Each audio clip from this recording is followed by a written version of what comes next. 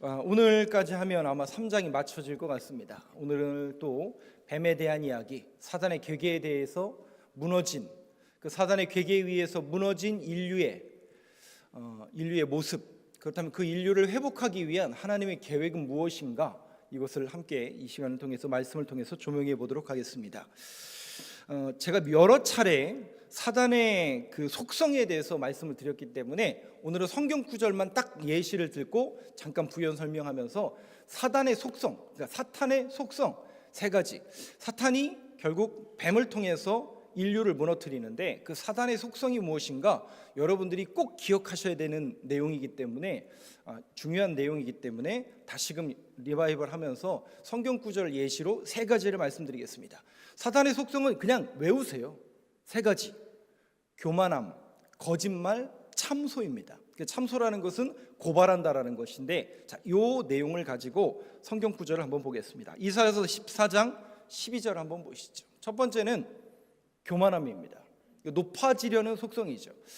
12절은 제가 읽고 13절 여러분 목소리 읽어주시면 감사하겠습니다. 너 아침의 아들 계명성이여 어찌 그리 하늘에서 떨어졌으며 너 열국을 엎은 자여 어찌 그리 땅에 찍혔는고. 내가 내 마음에 이르기를 내가 하늘에 올라 하나님의 무별 위에 내 자리를 높이리라. 내가 북극 지폐의 산 위에 앉으리라. 앞에 12절 잠깐만 보여주세요. 이사야 선지자는 아침의 아들 계명성이요 이렇게 표현하고 있습니다. 이 계명성이 뭐예요?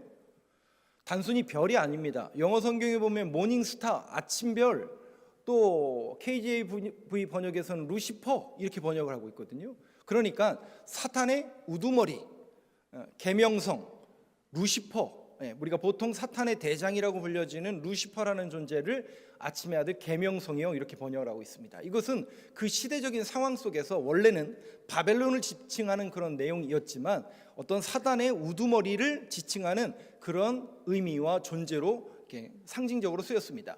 그 사탄이 어떤 존재인가 13절 한번 보시죠. 네 자리를 높이리라. 내 자리를 높이리라. 그래서 사탄이 뭐라고 꼬시죠?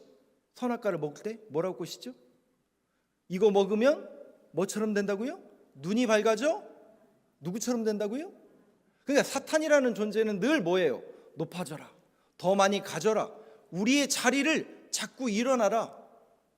근데 여러분 거기에 속으시면 안 돼요. 주님은 뭐라고 말씀하십니까? 섬겨라, 낮아져라, 희생해라, 포기해라. 그게 기독교의 정신입니다. 잠언서 16장 18절에 보면 교만은 패망의 선봉이요 거만함은 넘어짐의 앞잠임이라. 특별히 선악과를 먹는 일이, 그런 분들 있잖아요. 우리가 성경을 이렇게 읽다 보면 아니 목사님 선악과 하나 그 따먹은 게 뭔 큰 죄이고, 아니 뭐 그게 대단한 일이라고, 그냥 사과 하나 따먹은 거 아니에요? 근데 여러분 그렇게 생각하시면 절대로 안 해요. 이 선악과 사건은 원래 어떤 의미가 있냐면 하나님의 통치와 질서 아래 우리는 하나님과 동행하며 살아가는 그런 존재였어요. 그런데 지난주에 우리가 배웠잖아요. 누구의 꾀매, 누구의 속성이 들어왔다고요? 원래는 그게 그렇게 보이지 않았잖아요. 근데 사단의 생각과 사단의 꾀이 들어오니까 어떻게 보였다고요? 네, 보험직도 하고 먹음직도 하고, 그래서 결국 죄를 범하게 되고 하나님과 우리와의 관계가 분리가 돼버리는 죄, 하마르티아, 하나님의 관역에서 벗어나는 그런 결과를 초래하고 말았습니다. 그 증상과 원인에 대해서, 그 내용에 대해서도 이따가 말씀을 드리겠습니다. 사단의 속성 두 번째, 요한복음 8장 44절 한번 보여주시죠. 거짓말하는 존재인데요, 조금 글자가 많지만 여러분 목소리 한번 같이 읽어보겠습니다. 아주 중요한 구절이기 때문에 한번 같이 읽어보겠습니다. 시작. 너희는 너희 아비 마귀에게서 났으니 너희 아비의 욕심대로 너희도 행하고자 하느니라. 그는 처음부터 살인한 자요 진리가 그 속에 없으므로 진리에 서지 못하고 거짓을 말할 때마다 제 것으로 말하나니 이는 그가 거짓말쟁이요 거짓의 아비가 되었음이라. 사단의 속성 두 번째는 뭐라고요? 잘 보세요 여러분. 맨 마지막 줄에 보니까 이는 그가 거짓말쟁이요 거짓의 아비가 되었습니다. 거짓말하면 여러분 죄송하지만 거짓의 아비가 됩니다. 그러니 거짓말 해야 돼요, 안 해야 돼요? 선의의 거짓말이 있을 수 있어요, 없어요? 여러분 극도로 지양하세요. 거짓말은 하지 마세요. 왜냐? 거짓의 아비라고 성경은 그대로 기록됩니다. 근데 두 번째 줄 한번 보세요. 그는 처음부터 살인한 자요 진리가 그 속에 없으므로. 진리가 없는 거예요. 거짓말은 그냥 진리가 없어요. 그냥 때우는 거예요. 핑계 대는 거예요. 근데 여기 보니까 거짓을 말할 때마다 뭐로 한다고요? 제 것으로 말하니. 하나님의 뜻이 먼저이고 하나님의 생각이 더 중요한데 우리의 생각, 우리의 것을 드러내고 증거하기 위해서 뭐 하는 거예요? 자꾸 거짓말한다는 거죠. 그래서 여러분 정말 거짓말 조심하셔야 되고, 자기 견해, 자기 생각, 제 것으로 말하는 것이 아니라 우리 그리스도인들은, 우리 신앙인들은 하나님의 뜻, 하나님의 말씀, 이것이 늘 우리의 생각 속에서 먼저 나와야 되고, 그래서 주님이 너희는 먼저 그의 나라와 그의 의를 구하라고 하는 그 진리의 말씀을 붙드는 저와 여러분 되시길 바랍니다. 세 번째, 사탄의 속성입니다. 참소인데요, 요한계시록을 한번 보여주시죠.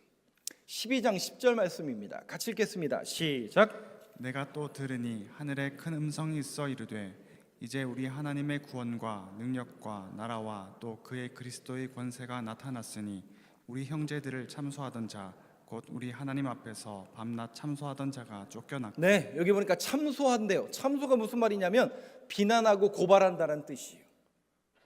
야, 너 죄인이잖아. 너 신앙생활 잘 못하잖아. 야, 너 그러고도 목사냐? 누가 고발하고 누가 참소한다는 거예요? 사단이 주는 생각이라는 거죠. 근데 맞는 얘기예요, 틀린 얘기예요? 맞잖아요. 그러니까 저도 마찬가지고 여러분들도 마찬가지잖아요. 근데 여러분, 정말 우리가 소망이고 희망인 건 뭔지 아세요? 오늘 이 자리가 그것 때문에, 그 정죄함 때문에 우리가 고발당하는 자리가 맞아요. 그 사탄이 야, 너 그러고도 목사냐? 너 그렇게 신앙생활해서 되겠냐? 기도 그만큼 해서 되겠냐? 틀린 얘기 아니라 맞는 얘기라니까요. 그러면 어떻게 해요? 아, 나는 안 되는 애구나. 난 목사로서 자질이 없구나. 나는 어쩔 수 없는 죄인이구나. 그리고 포기하고 그냥 집에 가실 거예요? 그러지 마시라고요. 그건 누가 원하는 거라고요? 포기하고 내려놓고 끊어내는 것을 가장 원하는 게 누구예요? 하나님의 일이 되지 않도록 사단의 속삭임에 여러분들이 무너지지 마시라고요. 그것도 결국 사단이 노리는 거예요. 그럼 우리는 어떻게 하는 거예요? 그래서 신앙생활을 여러분들이 하실 때 한 가지 꼭 기억하시는데, 조금 뻔뻔해지세요. 이게 무슨 얘기예요? 뻔뻔해지라는 게 무슨 얘기예요? 오늘도 우리가 예배 자리 나왔잖아요. 그래서 희망이고 소망인 게, 기독교는 항상 소망을 얘기하는 게 뭐냐면 이거예요. 사단이 우리를 아무리 참소하고 고발할지라도 야, 네가 그러고도 목사냐? 기도 그만큼 해서 되겠냐? 신앙생활 그따위로 해서 되겠냐? 라고 참소할지 모르지만 여러분 괜찮아요. 다시 오늘도 십자가를 붙드세요. 하나님, 나 그렇게 부족한 사람입니다. 나 부족한 목사고요. 부족한 사람입니다. 그런데 주님이 나를 위해서 저 십자가에서 죄사함의 은총을 주셨고 그 모든 것을 내려놓게 하기 위해서, 씻기 위해서 주님이 죽으셨음을 믿습니다. 다시 그 힘을 얻게 하여 주시고 죄사함의 은총을 입어 다시 일어나 다시 신앙생활 다 잘하시면 돼요. 웬만하면 죄 안 지으시고, 그리고 다음 주에 또 오셔서 그리고 또 이게 기독교인 겁니다, 여러분. 그래서 절대 좌절하거나 실망하지 마시고 다시 십자가로 일어서는 저와 여러분 되시길 간절히 소망합니다. 거기에 무너지지 마시라는 거죠. 거짓말, 교만함, 참소. 그런데 이 사단의 교묘한 괴계에 인류가 무너졌어요, 안 무너졌어요? 결국 무너져요. 그래서 뭐합니까? 그 선악과를 따먹습니다. 그러면 그 선악과는 어떤 그 먹는 게 뭐가 그렇게 문제냐? 그게 그 내용이 아니라니까. 이거는 하나님의 통치와 질서를, 하나님의 주권을 인정하는 자의 태도가 하나님의 명령을 따르는 거예요. 근데 그게 무너진 거예요, 결국. 그것이 무너져 버린 거예요. 그러자 세 가지 현상이 인류에게 찾아옵니다. 첫 번째가 뭐냐? 7절을 한번 보시죠. 죄를 범하고 결국 그 사단의 계계에 넘어지자마자 인류에게 찾아온 세 가지 현상이 뭔가? 첫 번째입니다. 같이 읽어보겠습니다. 시작. 이에 그들의 눈이 밝아져 자기들이 벗은 줄을 알고 무화과 나무 잎을 엮어 치마로 삼았더라. 거짓말이었죠. 눈이 밝아져 어떻게 된다고요? 하나님처럼 될 거라고 그랬잖아요. 근데 거짓말이잖아요. 그죠? 눈이 밝아져 어떻게 됐어요? 첫 번째 현상, 자기들이 벗은 줄 알고. 이전까지는 벗은 줄 벗고 다녔는데 뭐가 없었어요? 부끄러움이 없었어요. 부끄러움이 드는 거예요. 부끄러움이 드는 거예요. 자기의 부끄러움, 자기의 죄성이 드러나는 게 부끄러운 거예요. 그것이 수치로 다가오는 거예요. 그러니까 어떻게 해요? 가리는 거예요. 가리는 거예요. 우리도 죄를 범하면 가리기에 급급하잖아요. 마찬가지로 이게 죄의 습성입니다. 인류의 타락으로 인해서 찾아온 첫 번째 현상, 부끄러움, 수치입니다. 그러면 이 무화과나무 잎을 엮어서 수치를 가렸다는 말의 의미는 뭘까? 이사야서 59장 6절 한번 보여주시죠. 같이 읽어보겠습니다. 시작. 그 짠 것으로는 옷을 이룰 수 없을 것이요 그 행위로는 자기를 가릴 수 없을 것이며 그 행위는 죄악의 행위라 그 손에는 포악한 행동이 있으며. 죄를 가리려고만 하죠. 가리려고만 급급하죠. 그런데 여기 보니까요, 짠 것으로는 옷을 이룰 수 없나니 그 행위로는 자기를 가릴 수 없을 것이요 그 행위는 죄악의 행위라 그 손에는 포악한 행동이 있으며. 결국 우리는 가리는데 급급하다는 거예요. 그러면서 이사야서 64장 5절 6절을 또 보여주시죠. 5절과 6절을 저하고 교독하겠습니다. 주께서 기쁘게 공의를 행하는 자와 주의 길에서 주를 기억하는 자를 선대하시거늘 우리가 범죄함으로 주께서 진노하셨으며 이 현상이 이미 오래되었사오니 우리가 어찌 구원을 얻을 수 있으리까. 무릇 우리는 다 부정한 자 같아서 우리의 의는 다 더러운 옷 같으며 우리는 다 잎사귀같이 시들므로 우리의 죄악이 바람같이 우리를 몰아가나이다. 6절은 잘 보세요. 우리는 다 부정한 자 같아서 우리의 의는 다 더러운 옷 같으며. 우리는 죄를 범하여서 그 죄가 드러나는 게 부끄럽고 수치스럽죠. 여러분, 제가 죄를 지을까요? 안 지을까요? 네? 네? 저요? 안 저요? 목사인데요? 목사도 죄를 짓습니다. 성경에 말하면 음욕을 품고 제가 이상한 걸 보고 또 그런 욕심을 부리는 것도 다 죄라고 그랬어요. 이 범위는 어마어마한 거예요. 윤리나 도덕적으로 제가 뭐 살인을 저진다든지 엄청난 걸 뭐 훔친다든지 이런 것도 안 할 수 있죠. 그것도 죄는 맞지만 실질적으로 우리가 삶에서 지으는 죄는 너무나 많습니다. 그런데 저한테도 그 죄의 유혹이 날마다 와요. 그래서 저도 어쩔 수 없어요. 그러면 여러분, 그 죄를 짓고 나면 제 마음이 굉장히 기쁘죠. 아, 나 오늘 또 죄 졌네. 그거 가졌네. 아니죠. 우리는 그리스도인이고 하나님의 말씀을 아는 사람이기 때문에 또 무너졌네. 또 실패했네. 근데 여러분, 여기에서 좌절하지 말라고 말씀을 드렸잖아요. 다시금 어디로 나가면 돼요? 다시 십자가를 붙드는 거예요. 우리는 여지없는 죄인이군요. 주님, 우리를 용서하여 주옵소서. 이게 여러분 옳은 신앙인의 태도인 거예요. 근데 그게 계속 가리고 부끄럽기 때문에 가리는 걸로 우리는 대체가 안 된다는 거예요. 그래서 그걸 가리기 위해서 뭐 하냐면 비는 거예요. 어떤 행위로 그거를 갚으려고 해요. 그게 된다는 얘기, 안 된다는 얘기. 이 얘기가 바로 그거예요. 우리 인간의 행위로는 갚을 수가 없다는, 덮을 수가 없다는 걸 이렇게 얘기하는 거예요. 그러면 로마서에 보면 사도 바울은 어떤 옷을 네가 입어야 될 것인가? 13장 14절입니다. 같이 읽어보겠습니다. 시작. 오직 주 예수 그리스도로 옷 입고 정력을 위하여 육신의 일을 도모하지 말라. 네. 결국 예수 그리스도로 옷을 입으라는 것은 그 죄악을 가릴 수 있는 것은 너희들이 만드는 행위가 아니라, 너희들이 비는 그 손길이 아니라, 너희들의 정성으로 그 죄악이 덮여지는 게 아니라 오직 예수 그리스도의 의로 덮여진다는 거예요. 그래서 이 십자가를 우리가 믿는 거예요. 왜? 이 십자가의 보혈로만 우리의 죄악이 씻겨진다라는 것. 그래서 예수 그리스도로 옷을 입으라는 것은 십자가의 보혈을 믿고 그분께 담대히 나아가라는 겁니다. 오늘도 여러분들이 그런 믿음의 고백으로 담대히 나온 것, 그래서 여러분들이 복된 사람이라는 것을 여러분들이 깨달으시길 바랍니다. 두 번째, 인류의 현상, 사탄의 괴계에 의해서 무너진 인류의 현상 두 번째, 창세기 2장 25절을 한번 보여주세요. 2장 25절. 원래 인간은 이런 존재였어요. 부끄러움이 없는 존재였어요. 2장 25절 같이 읽겠습니다. 시작. 아담과 그의 아내 두 사람이 벌거벗었으나 부끄러워하지 아니하니라. 부끄러워하지 않았어요. 근데 죄가 들어오고 눈이 밝아지니까 뭐가 보였다고요? 부끄러운 거예요. 원래 이 아담은 하와를 향해서 뭐라고 했습니까?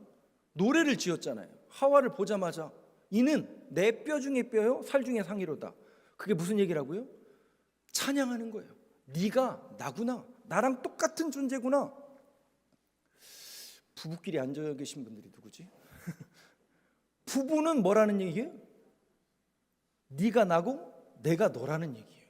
같은 거라는 거예요. 동의하시나요? 동의하시나요? 이러지 마시고 그런 눈으로 보지 마시고 네가 나고 내가 너라는 얘기예요. 같은 존재라는 거예요. 근데 여러분 보세요. 죄가 들어오니까 어떻게 됐다고요? 부끄러운 거예요. 부끄러워서 어떻게 해요? 가리는 거예요. 분리가 일어납니다. 하나였는데 분리가 일어나요. 분리와 분열이 일어나는 거예요. 하나님과 우리가 분리가 되고, 원래 우리는 에덴 동산이라는 곳에서 하나님과 함께 거닐게 동행하게 되어 있어요. 근데 죄가 들어오니까 결국 하나님과 우리와의 관계가 끊어져요. 그리고 자기와 함께 했던 아내와의 관계가 끊어져요. 분리 분열이 일어나는 거예요. 여러분, 이걸 누가 원하는 거라고요? 결국 이건 하나님이 원하는 계획이 아니었어요. 결국 사단의 계획에 무너진 인류의 현상입니다. 분리 분열. 여러분, 그래서 우리 인간 사회에서도 이런 영적인 어려움이 왔을 때 우리를 자꾸 분리하게 만들고 분열하게 만드는 사단의 계계에 여러분 넘어가셔서는 안 돼요. 항상 우리는 일치를 이루어야 되고 연합을 이루어야 되는 것이 하나님의 뜻이고 성경적인 의미입니다. 9절을 한번 보실까요? 그래서 그 분열과 분리는 이걸 우리에게 심어줍니다. 9절과 10절을 저하고 교독하겠습니다. 여호와 하나님이 아담을 부르시며 그에게 이르시되 네가 어디 있느냐? 이르되 내가 동산에서 하나님의 소리를 듣고 내가 벗었으므로 두려워하여 숨었나이다. 잘 보세요. 결국 하나님과 분리가 되고 사람과 사람 사이에 분리가 이루어지니까 무슨 일이 벌어지느냐? 하나님이 아담을 부르시는 거예요. 원래 하나님은 하나님과 아담과 하와는 에덴 동산이라는 한 동산에서 함께 거닐었어요. 그러니까 부를 이유가 있어요, 없어요? 없죠. 원래 함께 했으니까. 그런데 분리가 된 거예요. 분리가 되니까 주님이 이제 부르시는 거죠. 네가 어디 있느냐? 그렇다는 이 얘기는 어떤 장소의 개념이 아니라 네 영적인 상태가 지금 어떤 상태냐라고 주님이 고발하고 묻고 계시는 거예요. 그랬더니 10절 이르되 내가 동산에서 하나님의 소리를 듣고 내 부끄러움과 내 수치가 드러나므로 뭐 했다고요? 뭘 심어준 거예요? 두려움이 들어온 거예요. 두려움이 들어온 거예요. 그러니까 이전까지는 우리가 뭐가 없었어요? 두려움이라는 게 없었어요.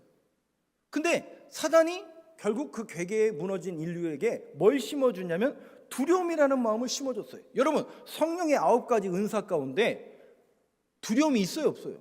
없어요. 이거는 정확하게 사탄의 계계에 무너진 인류의 현상이라고요. 두려움이라고. 계속 우리를 두렵게 만들죠. 여러분, 안 두려우세요? 늘 두렵잖아요. 사람이 두렵고 천지지변이 두렵고 오늘 교통사고 나면 안 되나? 항상 두려움과 근심과 걱정과 염려가 물밀듯이 우리의 삶을 계속 옥죄잖아요. 여러분, 거기에 무너지지 마시라는 거예요. 그래서 우리가 오늘도 하나님 앞에 나와서 정말 여러분들의 마음과 심령 속에 말씀이 있어야 되는데 그 두려움이 밀려오잖아요. 안 올 수가 없잖아요. 염려가 밀려오고 두려움이 밀려오고 걱정이 밀려오고 지금 이렇게 안전은 있지만 저도 걱정과 염려가 있을까 없을까요? 목사인데요. 여러분들보다 더 많은 걱정과 염려와 두려움이 있죠. 그럼 어떻게 해요, 여러분? 그냥 그러면 안 된다고요. 우리가 신앙인이잖아요. 그래서 여러분들의 마음과 심령 속에 말씀이 있어야 됩니다. 붙잡을 수 있는 말씀이 있어야 돼요. 그래서 저는 목사로서 여러분들에게 용기와 위로를 잘 되세요, 복 되세요. 이건 말로 하는 거지, 말로 때우는 거지. 정말 우리가 신앙인으로서 제가 여러분들에게 권면할 수 있는 건 다른 거 없어요. 성경을 붙들고 말씀을 붙들라는 거죠. 그럼 무슨 말씀을 붙들어야 될까요? 고린도전서를 한번 띄워주시죠. 15장 57, 58절. 저는 이 말씀을 계속 되뇌게요. 저도 두려움이 있고 걱정이 있고 염려가 있을까 없을까요? 늘 있죠. 주일날 그런 얘기 하면 안 되고 늘 염려와 걱정이 있어요. 그때마다 저도 말씀을 계속 생각해냅니다. 57절 58절 저 교독하겠습니다. 우리 주 예수 그리스도로 말미암아 우리에게 승리를 주시는 하나님께 감사하노니 그러므로 내 사랑하는 형제들아 견실하며 흔들리지 말고 항상 주의 일에 더욱 힘쓰는 자들이 되라. 이는 너희 수고가 주 안에서 헛되지 않은 줄 알미라. 여러분 이 말씀을 믿으십니까? 57절 다시 보여주세요. 우리 주 예수 그리스도로 말미암아 누구로 말미암아? 우리는 항상 모든 근거와 동기와 원인이 우리 구주 예수 그리스도로 말미암아 우리에게 뭐를 주시는, 결국 승리는 누가 하느냐? 우리 주님이 하신다는 거죠. 그 사실을 믿는 사람에게 승리를 주시는 누구에게 감사하노니? 그러니까 여러분 이 감사가 우리의 심령 속에 딱 들어와서 자리매김하고 충만하지 않으면, 감사가 떠나면 뭐가 채운다고요? 불평, 원망, 근심, 걱정, 두려움. 근데 하나님이 주시는 생각은 감사. 성령이 주신 9가지 열매는 사랑과 희락과 화평과 오래 참음과 자비, 왕성과 충성과 온유와 절제니, 그걸로 채워야 되는데 그걸로 못 채우면 우리는 원망하고 불평하고 결국 두려움이 우리를 감싼다는 거죠. 그때 여러분들이 이 말씀을 생각하시고 58절 보여주시죠. 사도 바울이 그 고린도 교인들을 향해서 계속 권면하는 거죠. 그러므로 내 사랑하는 형제들아 견실하며 흔들리지 말고, 여러분들도 이 세상을 살아가면서 정말 그리스도인으로서 견실하며 흔들리지 말길 간절히 소망합니다. 항상 주의 일에 더욱 힘쓰는 자들이 되라. 이는 너희 수고가 주 안에서 헛되지 않은 줄 알미라. 여러분도 이 약속의 말씀을 붙들고 이 한 주도 믿음의 길을 걷는, 또 그 선택을 할 수 있는 저와 여러분들의 삶이 되길 간절히 소망합니다. 세 번째, 그러면 그 사단이 들어옴으로 인해서 우리에게 주신 현상 19절을 한번 보죠. 창세기 3장 19절 같이 읽어보겠습니다. 시작. 내가 흙으로 돌아갈 때까지 얼굴에 땀을 흘려야 먹을 것을 먹으리니 내가 그것에서 취함을 입었음이라. 너는 흙이니 흙으로 돌아갈 것이니라 하시니. 사단에 의해서, 괴계에 의해서 무너진 인류의 현상 세 번째는 뭐라고요? 결국 죽음입니다. 죽음이에요. 죽음이 밀려왔어요. 욕심이 잉태한 즉 뭐를 낳는다고요? 죄를 낳고, 죄가 장성한 즉 사망에 이르게 하느니라. 결국 죽음입니다. 죽음. 여러분 어떡하죠? 죽음의 문제. 그런데 제가 다 이 구절 3장을 다 여러분들한테 지금 강의를 못하지만 3장 전체적인 내용과 현상을 보면 결국 사단의 괴계에 의해서 무너진 인류의 현상 속에는 죽음을 넘어선 자연재해, 결국 인간의 모든 것들이, 이 생태계가 파괴된 것도 결국은 이 죄의 문제라는 것입니다. 그만큼 죄의 문제가 하나님과의 우리의 분리만을 나타내는 게 아니라 결국 분열, 그리고 죽음, 그리고 생태계가 파괴되는 그런 일을 자초하고 말았다는 거죠. 그렇다면 우리 인류에게는 길이 없는 건가? 아니죠. 우리 성경은 우리에게 길을 제시하고 있죠. 그 길이 뭡니까? 3장 8절 한번 보여주시죠.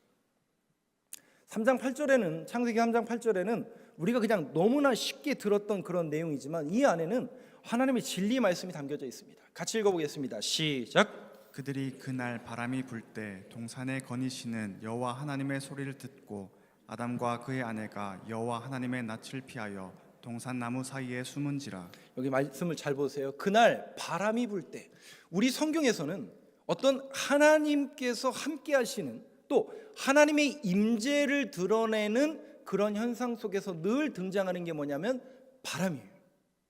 그래서 성령의 바람. 오순절 마가의 다락방에도 무슨 바람이 불었어요?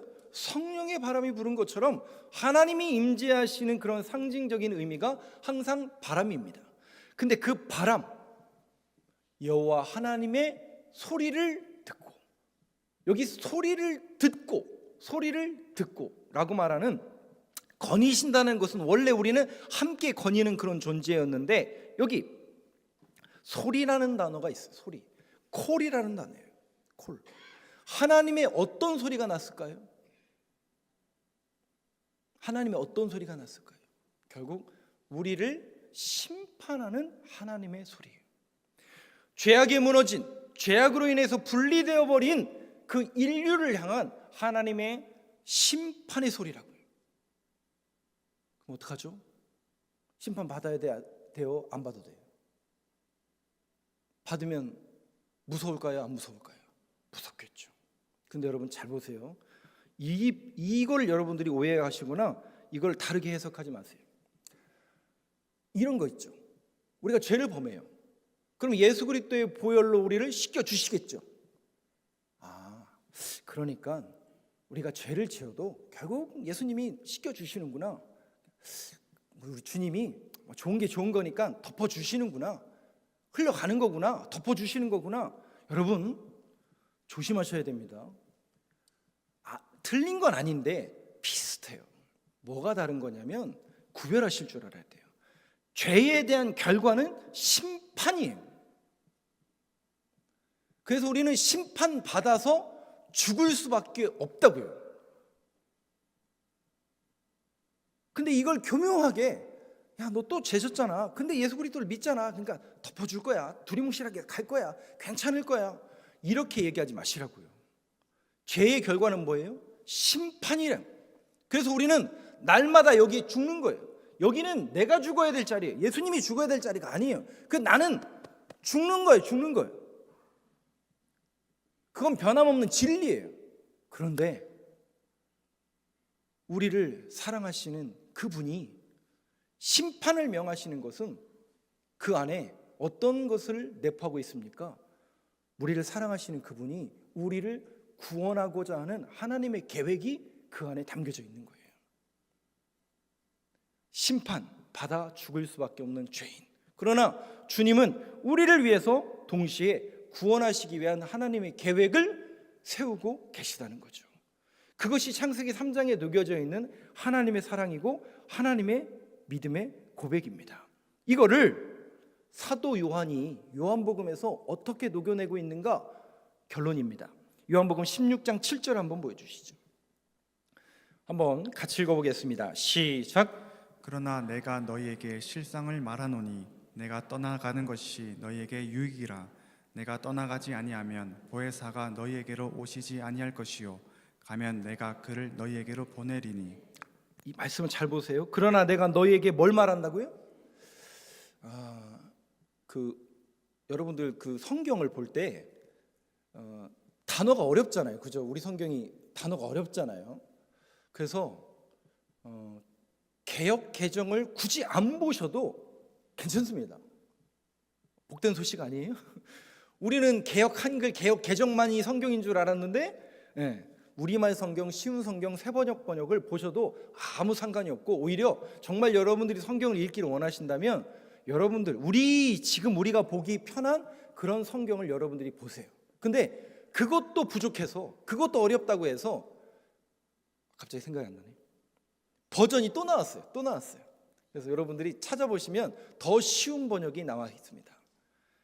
이 실상이란 단어도 옛날 단어죠. 그리고 우리 젊은이들은 잘 모르는 단어인데 이 실상이란 단어는 원래 알레테이아, 진리라는 단어예요. 주님이 뭘 말씀하시는 거예요? 내가 진리를 말하겠다. 그 진리가 뭐냐 봤더니 내가 떠나는 것이 너희에게 유익이라. 아니 이게 무슨 얘기예요? 주님이 떠나는 게 유익이래요. 그래서 그 주님이 떠나면 유익이 오는데 무슨 유익이 오느냐?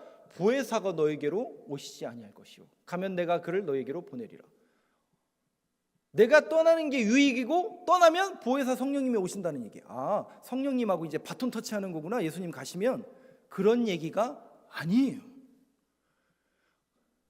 내가 떠나는 것이 너에게 유익이라는 이 얘기는 뭐냐면 내가 너희를 위해서 십자가를 짊어지고 죽으러 가는 것이 너희에게 소망이라는 얘기예요. 우리는 죄로 인해서 심판받을 수밖에 없다니까요. 그래서 그 대가를 지불해야 된다고요. 양 안 갖고 오셨어요 오늘? 소 한 마리 안 갖고 오셨어요? 대가를 지불해야만 그 죄가 씻겨지는데 좋은 게 좋은 거니까 없다고 치자, 덮어주자. 그게 아니라니까요. 그럴 수 없다니까요. 그렇게 죄가 무너지는 게 아니라니까요. 대가를 지불해야 된다고요. 누군가는. 그게 누구라는 얘기예요? 그게 우리를 위해서 십자가에 죽으신 예수님의 모습이라는 거예요. 대가를 지불하신 거라고요. 그래서 여기 내가 떠나는 것이 너에게 유익이라는 것은 내가 그 대가를 지불하기 위해서 그 십자가에서 피를 흘리고 죽었으니 나를 바라보고 나를 믿으라는 거예요. 그 길이 내가 곧 길이요 진리요 생명이니 나로 말미암지 않고는 아버지께로 올 자가 없느니라.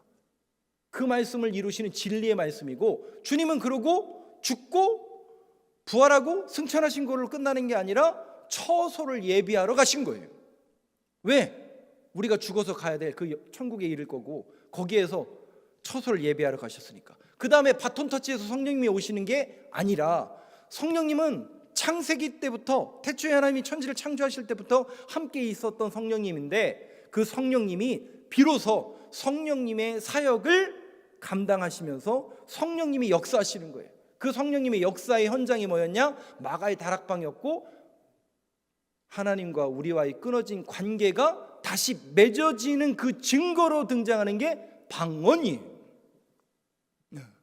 하나님과의 분리됐던 관계가 다시 예수 그리스도를 믿고 의지하는 사람들의 그 모임과 성령의 인도하심을 따라 하나가 되는 소통의 자리가 뭐였다고요? 그게 마가의 다락방이라고요. 여러분, 성령 받아야 돼요, 안 받아야 돼요? 성령님이 역사하셔야 돼요, 안 해야 돼요? 그래서 성령님의 역사하심을 구하는 것은 하나님과 우리의 관계가 분리되었던 이 관계가 하나가 되고 연합이 되고 소통이 된다라는 의미로서 성령님이 역사하시는 거라고요. 그래서 오늘도 여러분들과 제가 성령님의 역사하심을 구해야 되는 거예요. 그게 성령님의 역할이고 역사라는 것이죠. 마지막, 요한복음 19장 41절 같이 읽어보겠습니다. 시작. 예수께서 십자가에 못 박히신 곳에 동산이 있고 동산 안에 아직 사람을 장사한 일이 없는 새 무덤이 있는지라. 여러분, 제가 무슨 얘기를 할 것 같으세요? 저는 보지 마시고 저 성경 구절을 결론으로 내린다면 제가 무슨 얘기를 할 것 같아요? 결론이 어떻게 나야 돼요? 여러분, 예수님께서 십자가에 못 박히신 곳에 뭐가 있어요? 뭐가 있어요? 동산이 있고. 결국 여러분, 예수님이 이 십자가에서 죽으신, 분리되어진 인류를 연합하기 위한 이 주님의 하나님의 계획은 뭘 회복하는 거예요? 뭘 회복하는 거예요? 그 에덴 동산에서 쫓겨난 인류를 회복하는 예수님의 사역이요 하나님의 뜻입니다. 여러분, 이 사실을 믿으십니까? 그 동산을 회복하는 거예요. 그래서 결국 우리가 신앙생활을 순례라고 이야기하는 것은 그 에덴 동산을 회복하고자 하는 하나님의 뜻, 그 뜻을 이루기 위한 순례자의 걸음, 그 동산을 회복하기 위한 그 길은 누굴 통해서만? 예수 그리스도를 통해서만 이루어지고, 예수 그리스도를 통과해야 하고 그 주님을 의지해야만 회복되어진다라는 그 사실을 붙드는 저와 여러분들의 이 한 주간의 삶이 되길 간절히 소망합니다.